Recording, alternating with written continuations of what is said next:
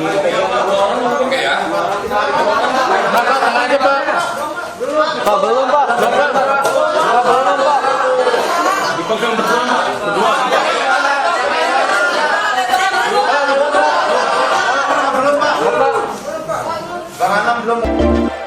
Kasus Brigadir J yang ditembak Baradae saat ini terus disorot oleh banyak publik.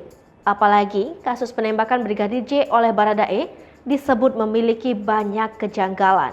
Kini, mantan Kasum TNI Suryo Prabowo menyoroti Komisioner Komnas HAM Hoiril Anam cara menjelaskan jejak digital Brigadir J yang ditembak Baradae. Menurutnya, kalau ada 4 titik dilakukan seldam. Lalu, Hoiril Anam memperlihatkan digital forensik di depan wartawan. Wartawan mempertanyakan kenapa digital forensik tersebut cepat diperlihatkan. Belum diketahui alasan Komnas HAM hanya memperlihatkan sebentar digital forensik tersebut.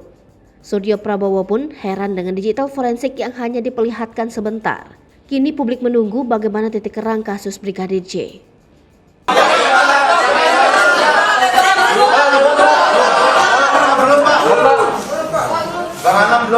Hai pemirsa Sri Popo TV, jangan lupa komen, like, dan subscribe, serta tonton terus berita-berita terupdate lainnya ya.